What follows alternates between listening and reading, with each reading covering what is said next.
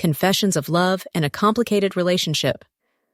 Since jealousy began to burn in his heart, Davian's attitude toward Renata changed drastically. The bullying didn't stop completely, but the focus shifted to awkward and domineering attempts to gain Renata's attention. He no longer saw the scholarship girl as an enemy, but as a flame he wanted to possess.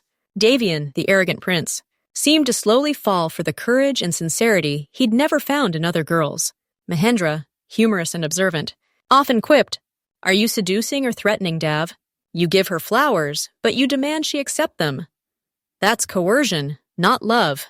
Davian tried various tactics. He sent a large bouquet of red roses to Renata's dorm, the romantic way, but included a note ordering her to throw away all the books Farrell had ever lent him, the rude way. He even challenged Renata to a debate match and, surprisingly, let her win, only to whisper in her ear, "Consider this a gift, but you'll pay with a date."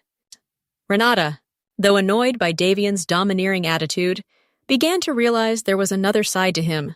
When they passed each other, she caught a glint of loneliness in Davian's eyes. She saw how he treated the Ep.4 members, Farrell, Mahendra, and Weera, with a deep sense of brotherhood, despite his constant dominance. She began to see a good side in Davian, a side that only gradually emerged behind his facade of arrogance. Until one day Davian succeeded. He dragged Renata to a luxury mall, far from campus. It was their first date, or rather, a romantic kidnapping. "Choose anything you want," Davian said, pointing to an expensive boutique. "Consider this restitution for ruining your life." Renata refused. "I can't be bought, Davian." "I know," Davian replied, his eyes serious.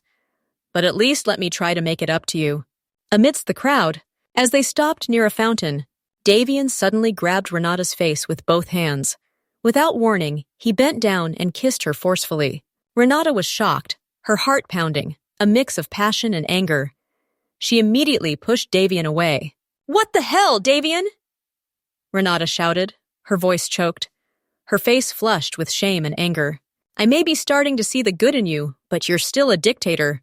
You have no right to do that." Davian looked remorseful, but the regret was mixed with dominance. "You're mine. That's a confession." Renata shook her head, tears welling up in her eyes. "I'm not something you can claim. You always act without my consent, and I hate it." That night, Renata returned to her room, her mind in turmoil. She felt confused.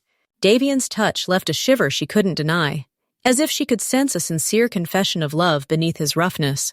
However, Davian's insistent attitude reminded her why she hated him. On the other hand, every time she closed her eyes, the face of Farrell, her silent savior, appeared. She still missed Farrell's gentleness, his silent support, and his understanding gaze. Renata realized she was in the midst of a complex internal battle. Her heart was still divided. She was starting to fall for Davian, the dangerous fire, but her feelings still longed for Farrell, the calming water. Her relationship with Davian had only just begun, but she already knew it would be a turbulent journey.